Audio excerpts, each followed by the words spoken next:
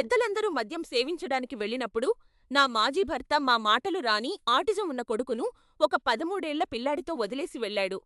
నా కొడుకు లింక్ పుట్టినప్పటినుండి నేను ఒక్కదాన్నే అతన్ని పెంచుకుంటున్నాను. అతని తండ్రి పాల్ దాదాపు 10 ఏళ్లుగా నెలల తరబడి ఎక్కడికో మాయమైపోయేవాడు. ప్రతి థెరపీ అపాయింట్మెంట్, ప్రతి స్కూల్ మీటింగ్ మరియు అతని ప్రతి మెలట్డౌన్ను నేను ఒక్కదాన్నే భరించాను.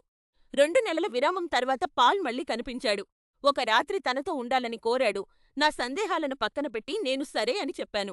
అది నా పెద్ద పొరపాటు.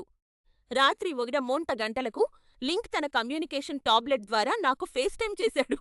అతను చాలా భయంగా ఒంటరిగా కనిపించాడు. అకస్మాత్తుగా అతని 13 ఏళ్ల మేనత్త ఫ్రేంలోకి వచ్చి కాల్ కట్ చేయడానికి ప్రయత్నించింది. పాల్ నాకు మెసేజ్ చేసి తాను పక్క గదిలో ఉన్నాను అని చెప్పాడు. కానీ అసలు నిజమేమిటంటే, ఆ ఇంట్లోని పెద్దలందరూ మద్యం సేవించడానికి టౌన్కు వెళ్ళిపోయారు. మాట్లాడలేని నా 9 ఏళ్ల కొడుకును ఒక చిన్న పిల్లవాడితో వదిలేశారు. నేను వెంటనే వెళ్లి నా కొడుకును తీసుకువచ్చాను.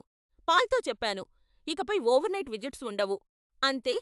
ఇప్పుడు అతని కుటుంబ సభ్యులు నన్నే చెడ్డదాన్ని అని పిలుస్తున్నారు. అతను తన కొడుకును చూడటాన్ని నేను ఎప్పుడూ ఆపలేదు. కానీ తండ్రిగా బాధ్యత తీర్చుకోలేని ఒక వ్యక్తి కోసం నా బిడ్డ భద్రతను నేను రిస్క్ చెయ్యను. ఇక్కడ నేను తప్పా?